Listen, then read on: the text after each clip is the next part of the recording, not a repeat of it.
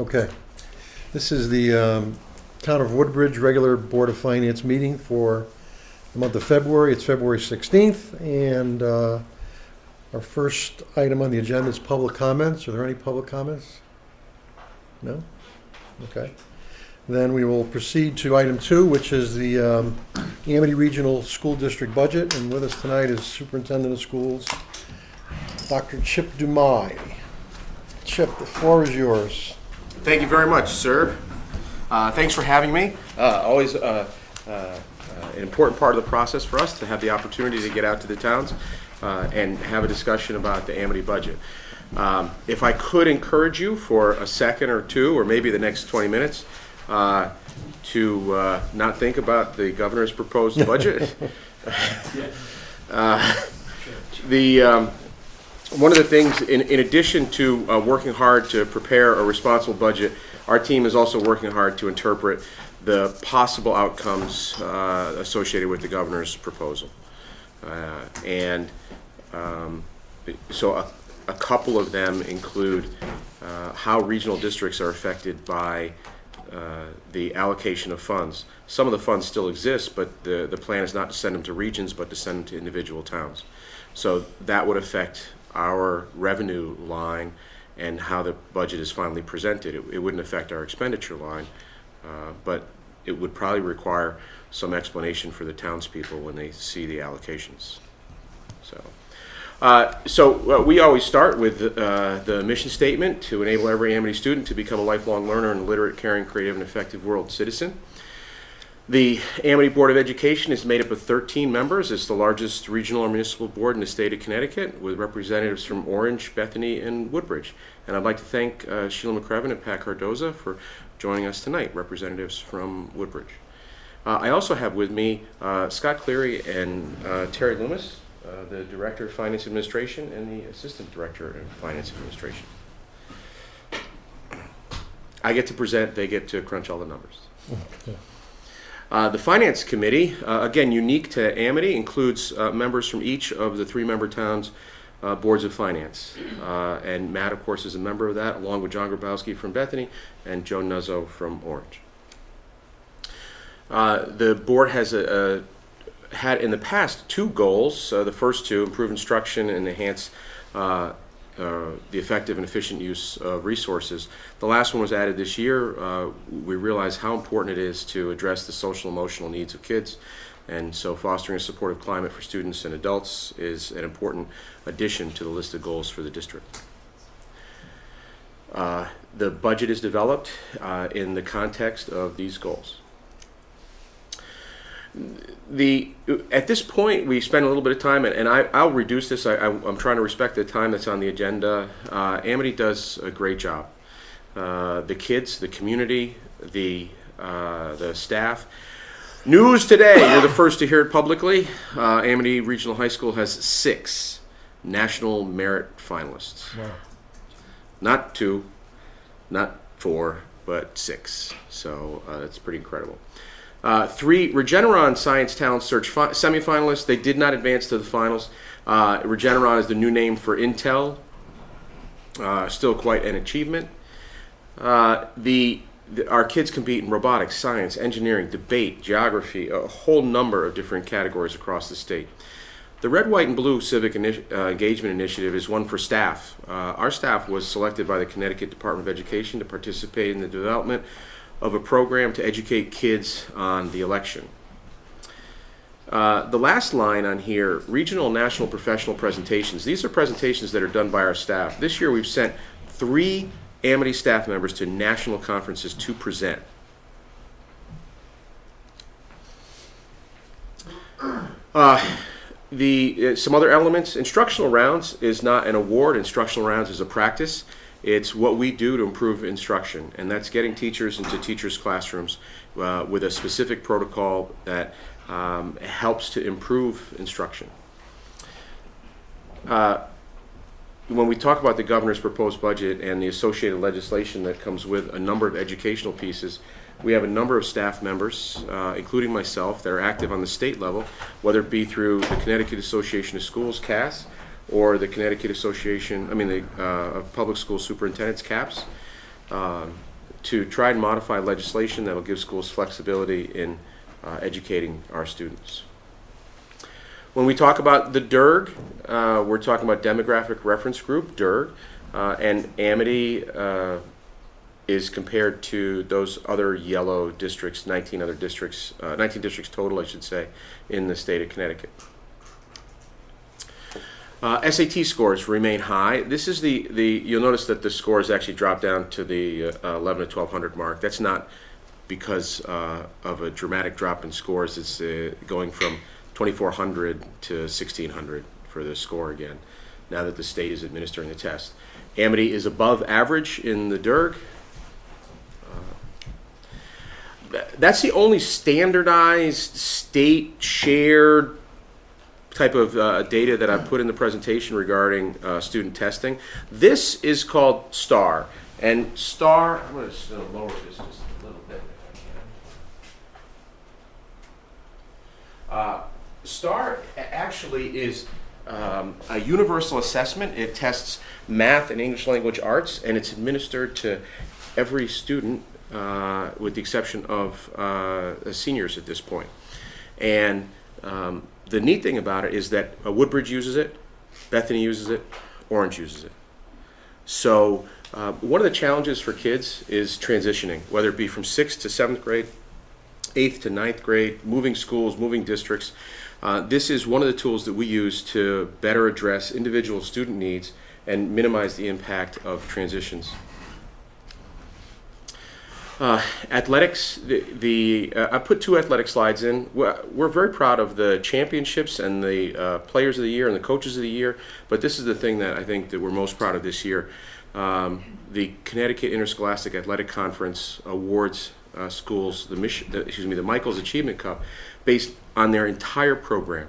So this is about having great teams, great sports, great sportsmanship demonstrated by your kids. It's quite an honor to get this. We're proud of the Amity kids. And coaches, all part of this too. We continue to excel in the arts, whether it be our band and our chorus or our theatrical productions. And if you're interested, it's pretty close to sold out, but Fiddler on the Roof is the musical for this spring. Our students are encouraged to give back to the community, and they do with staff on a regular basis. Whether it be the annual Relay for Life or in Orange, the St. Baldrick's Foundation, the Memory Project, where students draw portraits of students from other countries. They're very active. In central office, pupil services and curriculum, our unified theater and unified sports programs are building, award-winning. The Unified Champion Banner School is an award given by the Connecticut Association of Schools. The Narrative 4, as part of our social emotional health piece, Narrative 4 is a program that helps build empathy.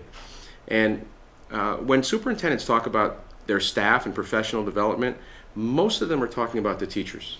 When I say the staff and professional development, I'm talking about everybody who works in the district. So at the beginning of the school year, everybody who works in the district participated in this empathy building exercise to learn more about each other and more about students.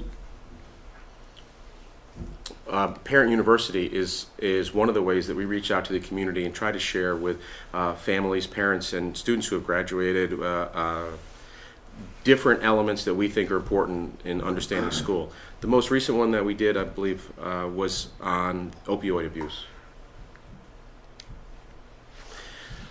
In the past, I haven't had a separate slide for this, but our coordination with the 3 sending towns increases every year. So here are some things that may seem as though they should have been done years ago, but they just haven't been done. It's hard to coordinate that work. But right now, all 6th graders take a common end-of-year math assessment. Again, easing that transition to Amity. Our focus in curriculum has been music, PE, health, and world language. And we have had the entire BOA collection of special education teachers working together with attorneys on the development of IEPs, PPTs, understanding dyslexia. I don't get tired of saying this, 7 consecutive clean audits with no recommendations on improving financial operations. We're very proud of the finance department and the work that they put out. The documentation makes it very, very clear as to where all the money is going. One of the questions, I should say, maybe 4 or 5 of the questions that I get coming into every budget season are, oh, holy cow, look, you've got a surplus. And we try to explain every year the difference between regional and municipal budgets and the fact that we can't have below zero. And the reason we have a surplus, if you take a look at all the reasons, and the reasons are in the budget document. If I knew what gas prices were going to be a year from now, we wouldn't have to save money, I'd guess, or I would predict exactly what that we're going to be. If we're successful in renegotiating a contract for a particular service, if we bring a student back into the district who is outplaced, those are all pieces where we have success, and that's where the surplus comes from. We're going to see later that 67% of the Amity surplus over the last 5 years has gone to reduce the burden on taxpayers. 67%. We completed HVAC upgrades at the middle school in Orange, and this year, actually right now, they are starting to work on Bethany. The fuel cell is up and running, the heat exchanger is working, and unless the temperature drops below about 25 degrees, we do not turn on hot water or heat. We do not turn on hot water or heat unless the temperature goes below roughly 25 degrees, 30 degrees. So, another philosophy that we've had going into the budget process is smoothing out expenses and making sure that there's a plan for the future. So we have a 5-year capital project. We have a 5-year technology project. And if you take a look in the document, actually I'll show you part of it here, they don't oscillate very much. We've tried to even them out over the years. We've added a 5-year plan for textbooks and digital resources. Again, another element that had some variability where we're trying to even it out. We've stopped advancing money to the next year's budget. Advancing money from this year's budget to the next year's budget changes the member town allocations and doesn't give us that predictability in the budget. Building maintainer. One of the other pieces that we get when we're talking about budget is, hey, has enrollment gone down? And if enrollment's gone down, why hasn't staffing gone down? The fact is that staffing has gone down. Certified staff, we've decreased roughly 5 people outside of special ed over the last 5 years. We've added a building maintainer. The reason we added a building maintainer is it was more cost effective to hire the maintainer than to pay contractors to do the work that he could do. So this is a position that hiring the person saved money for the district. The Amity Regional High School and the middle school in Orange have both been identified as Energy Star facilities. The Bethany facility, UI is the power company for Woodbridge and Orange. CL&P is Bethany. We have a different process to go through to get that, but we will. We've started to use the same type of identification check when guests enter the building, the same as used the elementary schools. We've added the radio frequency identification cards, like my ID badge here, so that not only do we have access control to the buildings, but we upgraded the copiers, saved money, and you can print to anywhere in the district, use this card, and it will send it out of the machine. We're hoping that that saves a whole lot in people sending stuff to the printer and never picking it up. The process, again, we come out to the towns, get some feedback at the beginning of the year. When we start to develop the actual budget, we're looking at the mandates that we need to meet, how do we continue to offer an excellent education, and how do we limit that impact on taxpayers. When I say that this is a collaborative process, I mean it is a truly collaborative process. There's no way we could get this product without the entire team working together. And the entire team does work together. I do not meet individually with department heads. We meet together so that when everybody leaves the room, they understand the needs of everybody else in the room, and we've come to some consensus on how we're going to move forward with the budget. As part of the process, we will present, we did present to the Board of the Finance Committee for Amity. We tabled the presentation to the Board of Education on February 13th. We did present Tuesday night in Bethany, and if you're here tonight, we'll go to Orange in a week and a half, back to the Finance Committee, back to the Board of Education, and hopefully they'll be able to make a decision on the 13th, a couple public meetings, and then the referendum in May, which is a month or a month and a half before we'll know what the governor's going to do. So I think the state is trying to consider some flexibility with that. I don't know what the answer is going to be. The budget that we're presenting this year represents an overall 1.95% increase over last year. The impact on Woodbridge is 1.62% in terms of the member town allocations. Throughout the document, or the presentation, we've used a 5-year average. You take a look at the last 5 years. These are the budget increases. The average is about 1.97 or so, right around there. We are trying hard to stay under 2%. I'm going to show you a little bit of the difficulty with that.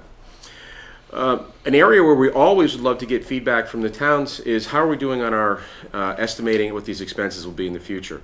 So I know that it's sometimes difficult and it's easier to look at a number and say we would like a particular number, but here are, and this I don't expect you to read this right now, this is straight out of the document that is over here on the table for the budget.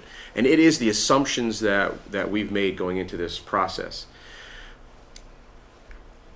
Here's a quick look at the facilities capital improvement plan. You'll notice that there's a column for facilities bonding and technology bonding. We were successful this year in getting the bond out. There are capital items that should not be part of the operating budget, and we're trying to pull those out, still keep debt service manageable, and get the projects done. One of the ways to create lower budgets in the past was to move capital projects off to the future, and they were creating issues by not being done. The first area that we go to when we're making cuts is to try to assess what we can do for risk, things that we don't know what they're going to turn out to be, the state grants, what's going to happen with staff turnover. We had a very good month in January with medical and dental insurance. We're holding off a little bit before we make an adjustment because of that, because January is typically a month where they are low. Special education tuition, and I know that the Woodbridge budget this year had some special education considerations in there, so you understand very well what can happen with special education. Something that we are trying this year that has very little to do with the budget right now is that we have students who, we have an alternate school program, students for whom the day program doesn't work out quite well and the environment is not right and they move into here. We also have a number of students who don't come to school.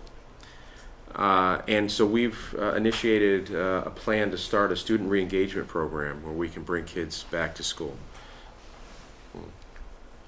The fund balance. We start with a plan, and the plan says, hey, here's where we are in terms of funding, and the goal is to finish this trip this year without going below zero. There is no below E. So our goal, as we go through the year, we make adjustments, and everywhere we can save, we do. And we end up, hopefully at the end of the year, with something that's close to E but above E. That amount has been, over the last 5 years, we've separated into 3 categories. One of the categories is financial management. That's renegotiating a contract or finding savings on something else. Special education, either we bring a student back in or we don't have to send a student out. We find an alternative placement. And other unforeseen savings. The 5-year average, about a third each in each one of those categories.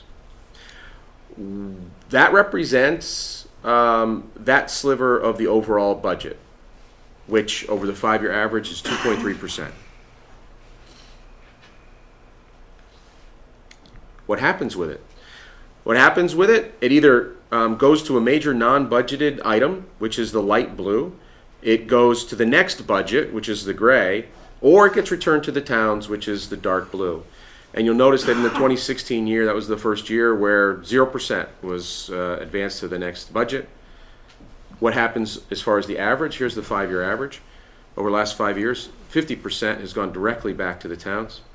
50% has gone directly back to the towns. 37% for major non-budgeted items. And here's an example of one of those major non-budgeted items. The heat exchanger. Money was, that was part of your funds? Yes. Okay. So the heat exchanger, for a cost of roughly $400,000, we will stop paying for that heat exchanger in less than 3.5 years. And I already told you that unless it goes below 25 or so, we're not even paying for heat or hot water. So if you add the 49 and the 14 together, 63% of the fund balance over the last 5 years, on average, has gone to reducing taxpayer burden. Only 1/3 really has gone to these types of things. And this is what it is. Actually, the one thing that I want to point out on here, some of them are facilities and snow. We didn't know exactly what was going to happen. The self-insurance piece, that $586,000 was essentially in 1 year.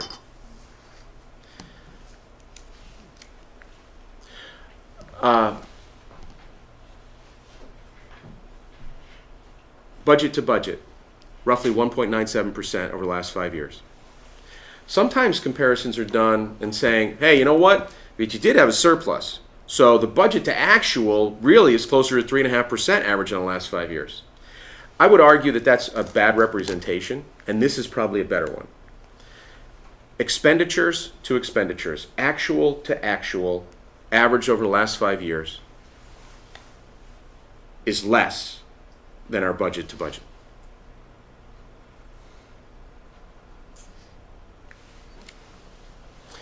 Where does it go? You know where it goes. 65% of this, 66% goes to salaries and benefits, purchase services. Regional districts pay for debt service and other things. So you can see that some of our site improvements and that type of thing, and site maintenance and snow plowing, those are covered by the district as well. If you take a look at the major drivers of the budget, salaries and benefits, equipment and facilities, some text and digital resources, all other accounts other than those 4 categories decreased by $361,000. Just the percentages. Our collective bargaining percentage increases for our bargaining units in 2016 averaged 2.4%. 2017 averaged 2.42. Next year averaged 2.43. Again, 65% of the budget is tied up in those percentage increases, yet you can see that our budget increases over that same period of time are 0.5% lower than that. We're doing everything we can outside of those contractual agreements to reduce the amount of the Amity budget. We have suggested in this budget that we do need a paraeducator for our students coming in. That's the 1.0 on the bottom. And we are trying to make modifications in the music program. We have a changing dynamic for what's coming from the elementary schools. We've had some adjustments over the years in terms of staff. We actually pulled away a music teacher a number of years ago because of some of those changes, and now that enrollment is coming back in. One of the interesting pieces about music is that this is primarily for a strings teacher. If you're not taking strings, you probably still take music, except you take band or choir. Band or choir are 2 courses in a school where they could be 40 kids, that's okay. They could be 60 kids. They are the classes that absorb those kids who are taking music but aren't taking the music that they should be taking.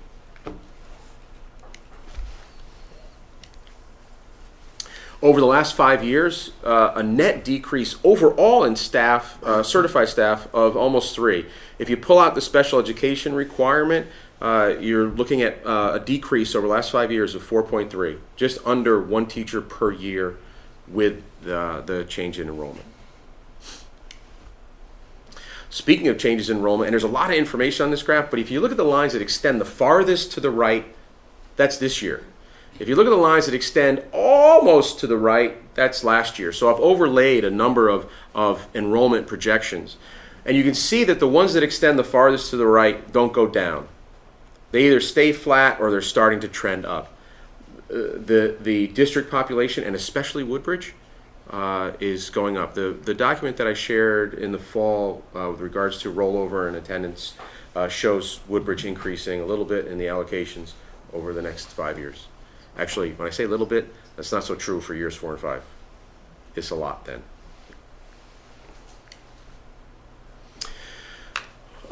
We have listened to the towns, tried to keep our reserve for medical at 20%. We've also made some changes in our medical programs. So nearly all of our employees now are on the high deductible health plan. The PPO is not really even an option. And we're finding that the pool of people that we have participating in the health plan is shrinking a little bit. As it shrinks, 20% for reserves is not enough money. It's the right percentage, maybe, but it's not enough money to cover the reserves that we need. The prediction is that we really should be at 25%. I'm not asking for 25%. I believe, and I wish the governor were listening, that making changes in budgets has to be something, especially when the changes are large, that happens over a period of time. So we're asking to change the reserve from 20% to 20.5%, and we'd like to, over the next number of years, get to 25. Was that an actuarial determination of 25%? I'm going to let Terry answer that, but we did consult with our healthcare consultant on where we should be, and he twinges every time that we tell him that we're not at 25%. Yes, they studied our actual population, not an actuarial study, but the health insurance consultant studied our population. They provided us data that really 20% is the absolute bottom range, and because our population is shrinking, we're going to be much more subjected to volatility in the fund. So the range goes up to 40% is the higher end of the range to have as reserve. So that's why we were moving towards that direction. Some equipment that does need to be replaced, the server which handles email for the district, among other things. Regular replacement and some new technology items to supplement what's happening in classrooms. And the last one is a maintenance vehicle. The reason the maintenance vehicle is in here, and $20,000, if you're thinking you can't get a vehicle for $20,000, you can't get a new vehicle for $20,000. This is a used one. Our maintainers, our electrician and our HVAC technician are moving from school to school, assessing problems, coming back to central office, getting equipment and parts, and going out to the schools. This is just a far more efficient way to do work. The building improvements each year, and you've probably seen this list before, at least parts of it. We do repaint the gym floors. Replacing shower stalls. This is one that wasn't a priority before, but since the fuel cell is in place and the microgrid is expected to be in place by the end of the summer, we anticipate being a shelter and have to do some work on the bathrooms to prepare for that. Corridor flooring, painting lockers. Band room doors in Bethany, $6,000. We're doing more than $6,000 worth of damage having middle schoolers try to move large instruments in and out of a band room that has too small a door. So that's what that's for. And our regular facilities contingency. Regular repairs on sidewalks and parking lots, as well as preparing for resodding of a grass field that really is winter weather dependent as to how much maintenance needs to be done in the spring. Gross and net debt service, we're required to put this in the presentation and show you, so it's in the document as well, not a lot to explain. So, average daily membership. What has happened? Bethany has seen a decrease of about 0.71%. Orange has seen an increase this year of 1%. And Woodbridge has seen a decrease of about 0.33%. Now, this is the interesting piece. This is the non-governor proposal picture with Orange, Woodbridge, and Bethany with the revenue. The other revenue piece for us would, under the current plan, probably evaporate and go to the towns.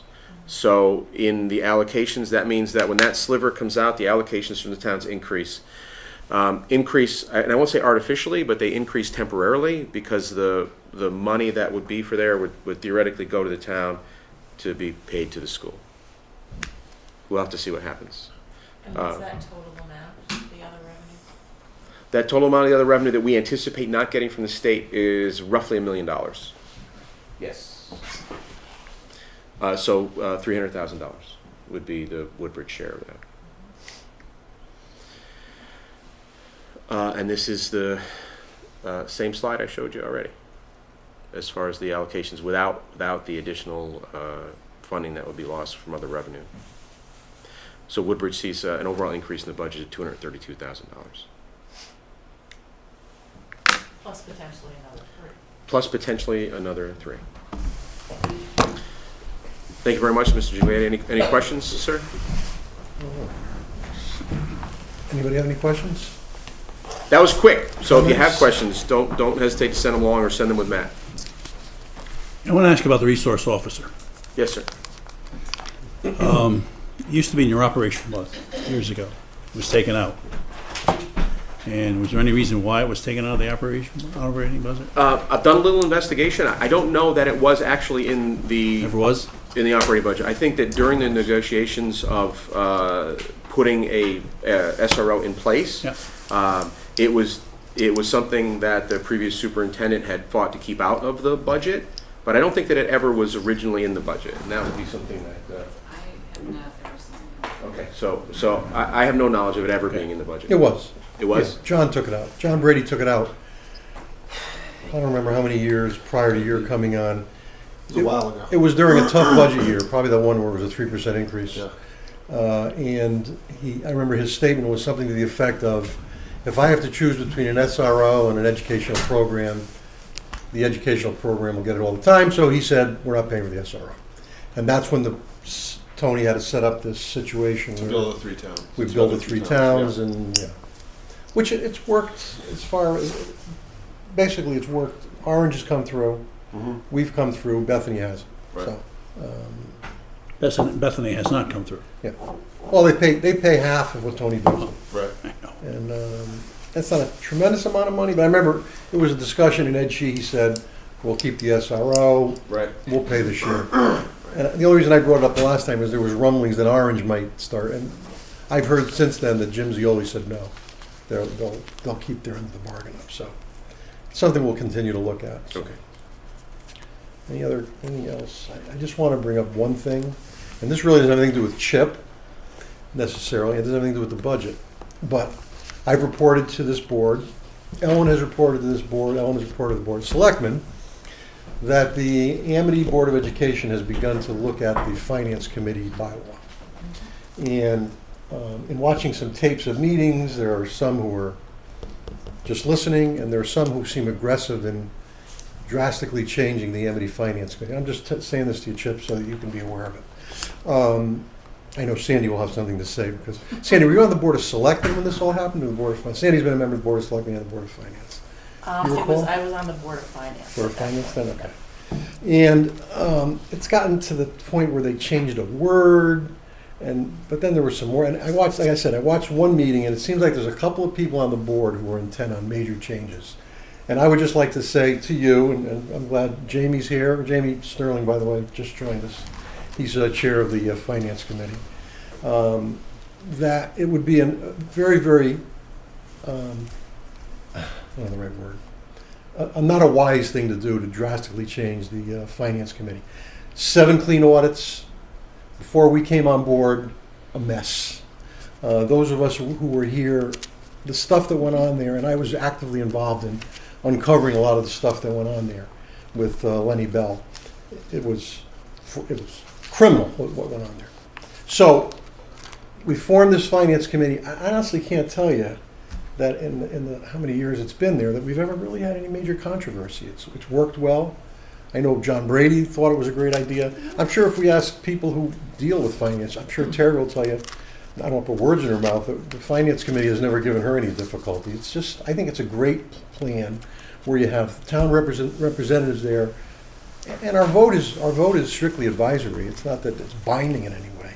So I would just, again, you're not going to be voting on it, but to the members of the board who are here, be very careful with that, because it wouldn't go over well if anything drastic happened to the Finance Committee. So I think it's very collaborative and it's informative, because then we are told actually what's going on with the finances.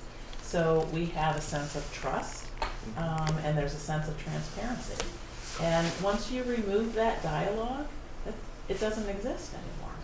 And then there are a lot of questions that may actually even be unfounded.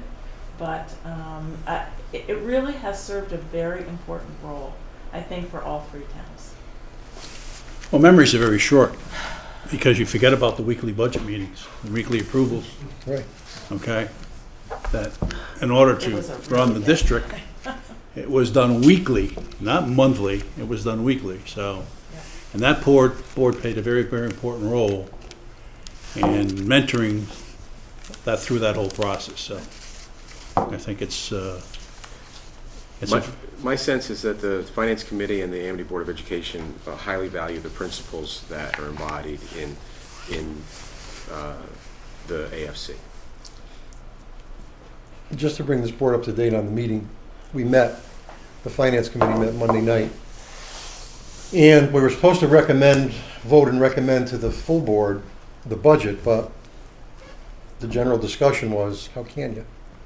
There's so much uncertainty. So it was tabled over the objections of a couple of the board members. Currently, Orange has decided that they won't support the budget unless the spending increase is 0.75%. Yes, sir. Couldn't get an answer as to where that came from. I mean, that's the first question I asked Chip. Do you have any idea where that 0.75 came from? And nobody seems to know. One of the Amity board members made a presentation the other night, and he was asked, and I don't know if they just put a number together or whatever. So, and all I said was that night, I said, we don't operate. Orange had a full day meeting to discuss the budget, and they voted it down. They always vote it down. And I had basically said that we don't have these kind of meetings. I present to this board, I'm the liaison. And I was planning to vote for the 1.95% increase, and I think we had discussed it. Everybody seemed to think. Now, last year, if you all remember, we were on the other side of that equation. We were getting, and you know what? We took it and said, look, it's obvious. The allocation is based on enrollment. You have more kids, you pay more. You have fewer kids, you pay less. So, but Orange is looking for, but like I said, they never support it anyway. Every year.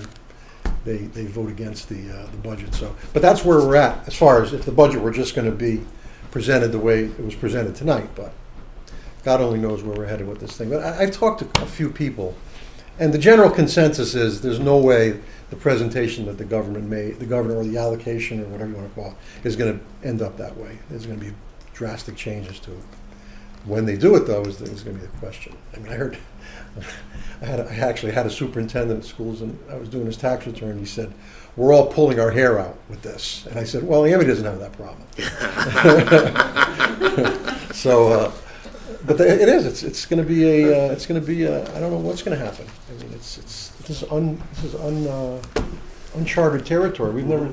Tony, you've been doing this for how many years? We've never.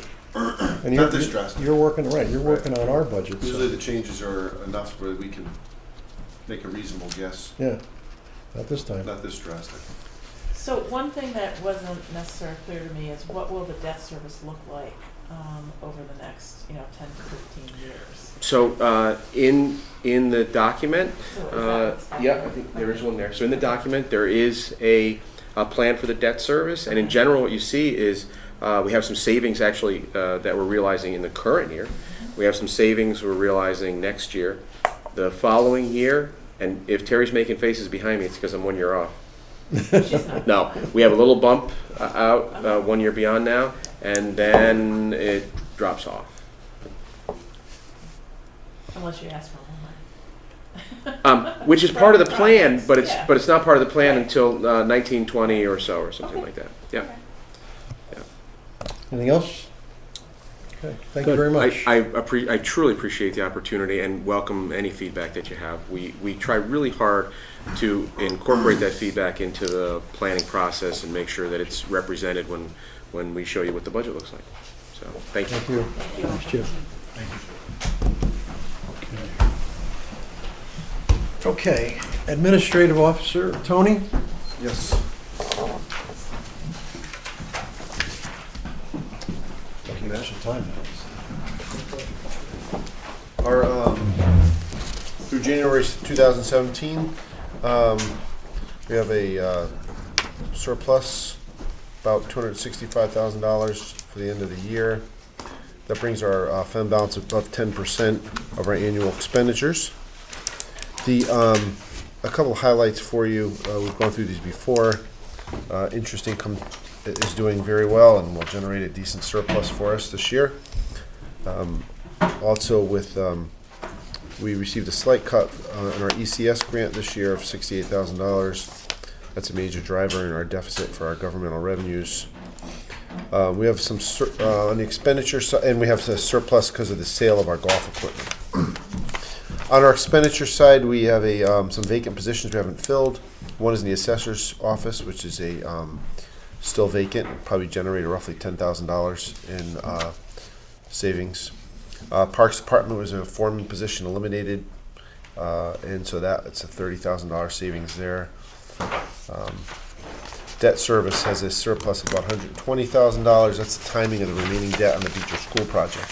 So because of the project is actually finishing up now, the first interest payment, this interest payment won't be made till the following year. So some of those are some of the highlights on that for the fiscal year. Okay. Woodbridge Board of Ed report. Sandy, you're going to cover some of that? I will. All right. State budget update. Did we talk about it already, or? Well, I don't want to get into too much detail, although as we start our budget process, I want to just bring to your attention some of the items that are particularly relevant that came out of the budget process. I know you've probably heard a lot about it. One is, which Chip alluded to earlier, is that the special education excess cost grant revenue, which I think is partly what he's referring to, is going up significantly. The governor had recommended a different way to fund special education as opposed to excess cost, which is after a student reaches a certain amount of times the cost of the average student. It's on a sliding scale from $1 of your total special education expenditures. That's sort of an interesting change. There's a lot of changes to not just types of amounts of money, but how they're funded and their policies behind them, which I thought was sort of interesting. Education cost sharing grant is down significantly. I mean, I have some figures here. I don't want to confuse things with you, but I can show you what the impact is on Woodbridge if you're interested. Oh, just briefly. And this is probably. Oh, you printed it up? Okay. Yeah, I printed it for you. This is proposed. Proposed, and we had a meeting with the governors. With the CCM had a forum with the governor with Ben Barnes, and the first thing he said was that this is something that's up for discussion, and none of this is set in stone. This is all just the governor's suggestion on how to close a significant budget gap, which you all have heard is a result of pension obligations and healthcare obligations that were never funded, so fully. So you could see some of the drastic swings in the revenues here, and the education cost sharing grant is down significantly. That pretty much goes away. The other thing I wanted to share was that the governor has suggested that the town pay a portion of the teacher's pension that's currently underfunded, and so this includes Amity's teachers as well. So the town, even though we're getting some revenue on Amity's behalf, we also would be receiving some pension costs if this was to go through, which is all three. So the Bethany, Orange, and Woodbridge are charged for Amity's proportionate share of the teacher pension obligation. Now, I've already heard Orange is of the opinion that whatever they're charged for the Amity, it's going right back to Amity. So that's a big number. Yeah. If ours is $1,288,000, I can imagine. Well, Orange is 1.9, I think. Yeah. Yeah. And they're not. So I'm not sure what percentage. So, I We mean, don't have a lot of detail. It's just It's such a huge amount. It's not. So can you explain, so the special education would go up to 518? Correct. Because the dollars are funded on $1 actual expenditures, and it's on a sliding scale, meaning different towns get funded different percentages based on their total education expenditures, as opposed to the excess cost formula. I mean, I could explain this. My son teaches in West Haven, and he tells me in his class, 6th grade, there are at least 6 kids absolutely should not be in a mainstream classroom. But West Haven just, whereas in Woodbridge, they identify them, they do what they have to do. So our based on the number of kids we have, our special ed costs are much higher than a lot of these other school districts. So they're giving us they're giving us Right. what we've been asking for right along. Right. These unfunded mandates. So. Right. And But the burden is shifted to the town all the time. Oh yeah, Shifted to us. absolutely. there's clearly it's just something to keep an eye out for, because as we go through the process, and this is $600,000, I didn't realize until Chip just mentioned that there'd be another $300,000 on the Amity budget as a result of this shift. So really, there's an additional amount that we would have to incur from their budget. Yeah. Well, if he, the question is whether he gets it through or not gets it through, but, Right. The The message is that there's a big problem here, and we're gonna have message to deal is, with it. there's a big problem here. Yeah, Either way, we as the taxpayer state are not gonna pay for Oh it. yeah. right. But if they shift it here, and you're taking a look at those amount of dollars, Right. okay, that's a big hit. Huge. That's a huge hit. So I'll tell you what, So Tony, this 664, we're forgetting gonna be the cutting three- budgets. forgetting the 300. Yeah. This represents everything that he's proposed and the worst possible impact Worst to case. Woodbridge. Right. I didn't include any of the minor grants. And Yeah. 10 grand here, $5,000 there. But yes, this is the impact on Woodbridge so far. Correct. And there is an addition from the regional. Right. It's not in that. No, it's in 60. there. I didn't put Is this. it No, in- he said it was an. Oh, the 300,000. Right. So Not in that there. would be what? That would be 90. Correct. On So it's 90. close to $1 million. Yeah. Yeah. Yeah.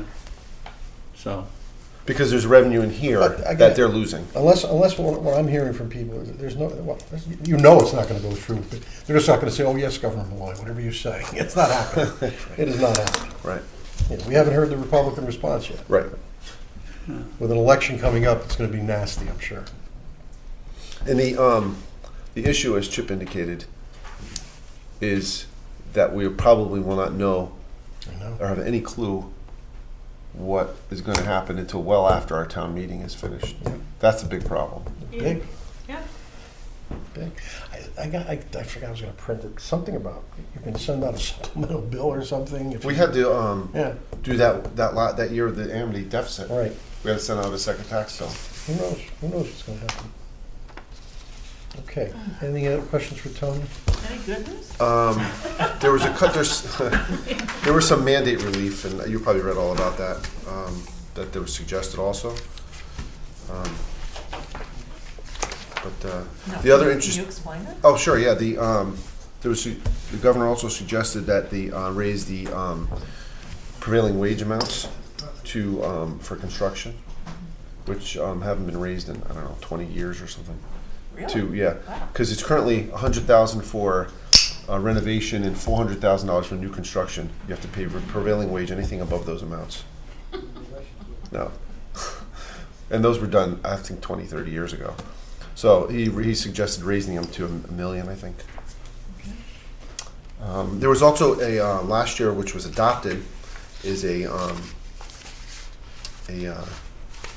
but it's municipal spending cap of 2.5%, which he has recommended removing.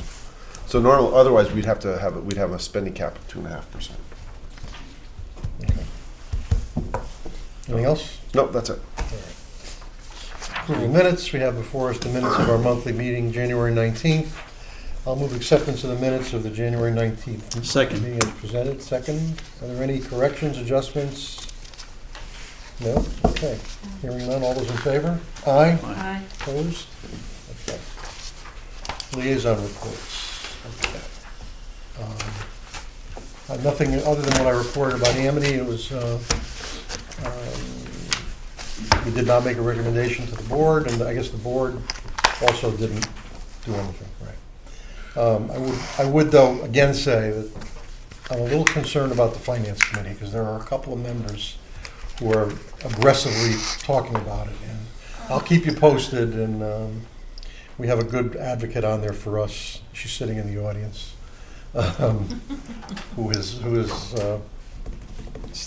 pointed out a lot of it, because of course Sheila was right there at the bad time, so she remembers about it. She was there at the weekly budgets. That's right, that's They right. couldn't spend a dime. More effective when I'm in the audience. That's exactly right. They couldn't spend a dime unless it was approved weekly. and had purchase orders. It was, I don't know, how everybody forgot about those things. Hopefully the message will get back to them to, like I said to a bunch of people, leave it alone. There's nothing, there's no reason. They changed the word shall meet to must meet, and just leave the thing alone. There's never been a controversy. I don't know why you're even getting involved Well, with it's it. never prevented the Amity No. board from doing what they No. need to do. So if it, Right. promotes collaboration and, a sense of teamwork and transparency, why are you touching it? And the three guys from the town boards, myself, John Grabowski, and Joe Nuzzo, I mean, we're all easygoing guys. Not always easygoing, but, really, there any controversies. Do you ever watch these? But honestly, I think at those meetings, I mean, yeah, we make our feelings known, but it's never been adversarial or anything like that. It's always But it's the worked track out. record. That's Yeah, really right, important. right. The 7 years of Yeah. being So honest. we'll keep reporting, and Sheila will keep reporting. So that's it. No For, funding requests? no. Board of Selectmen did not meet They in didn't. February. Oh, that's right, too. They didn't meet. Paul, do you have So- anything for us? Yeah, the fire department is looking at a dispatch software solution that will have some impact in the neighborhood of 50 to 100K. When that is and so on and so forth, I don't really know. But this is to tighten up the dispatch calls so that everything is done correctly and just so it impacts safety. So the solution that they're looking at are off-the-shelf packages. There's one custom solution that they were looking at that I was a little bit leery of, and so on and so forth. But over the next year or so, it may have some impact on us. Okay. But other than that, there's really not a whole lot to. Human Services and EMS did not meet. Okay.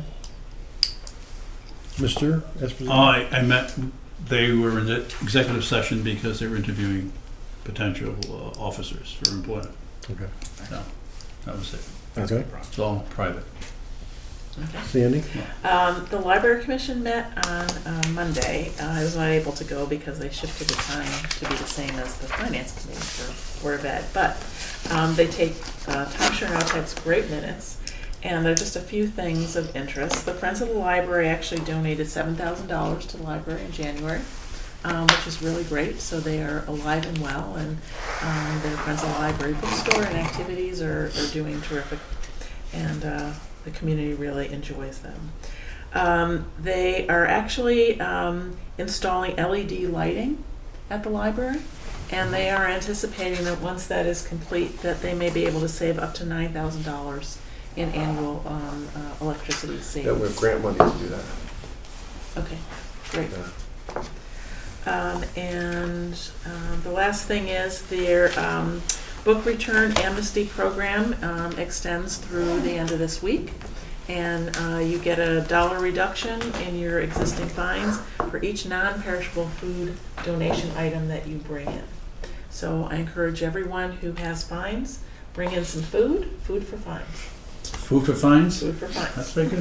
Good line. If you Food don't for have fines. fines, bring in Okay. some food. I like it. And the Woodbridge Board of Ed Finance Committee meeting was also on Monday.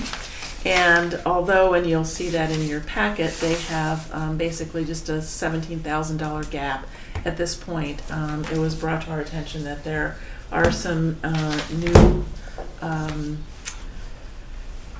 students to consider for special education, and so that number will probably not stay at that level. So it was 65,000 the month before. It's down to 17. It will probably go back up. It's in the range of about another 50,000. But again, they're really trying to find as much in terms of savings as they can, and they have in terms of custodial overtime, heating. There was actually a call with the energy groups who were involved in the renovation to really kind of explain usage, where things are right now. And they've basically experienced about a 56% reduction in their usage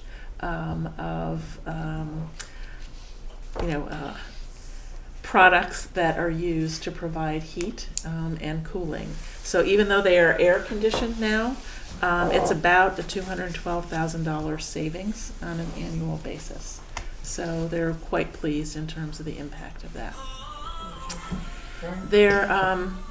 There was a request to kind of get a sense of, how their budget was received. Someone wants you. I know, a bad romance, so that's my life. And I explained that we usually wait for the Board of Selectmen to make some recommendations to us about the budget and then get back to them. I did think that Bob did a very nice job of presenting, but if there's any kind of feedback that we can give them sooner rather than later, they would appreciate it in terms of if they are going to have to make any changes to their budget. Well, the Board of Selectmen are meeting 21st. Tuesday? Yep, Tuesday, It's coming Tuesday. We are meeting, Karen, is it March 7th? March 7th. Which is a Wednesday? Tuesday, okay. I'll just mention one other thing in anticipation of our meeting. I was supposed to be at a Recommission meeting, 'cause I've been trying to fill in, but they were meeting tonight. For those of you who don't know, the Smiling Pool Director, Tony Taddy, resigned. He is no longer going to be employed by the Woodbridge Country Club, which I believe is a major loss. Not only is he the pool director, but he's a contractor. He knows how to fix things. Like he said, he cleans bathrooms. He'll do whatever. I doubt we'll ever replace him. And I think Tony will be outlining for us some really, really major expenditures because there's a problem with the fire suppression system. Yeah, there's some facility issues What there. are some of the other things? I know? The fire suppression That system. water. The filtration system Yeah. for the pool. Yeah. So I have a feeling the Board of Selectmen are going to. Yes. Right now, the budget sits at a 10% increase. Yeah. Okay, we're sitting at plus 10.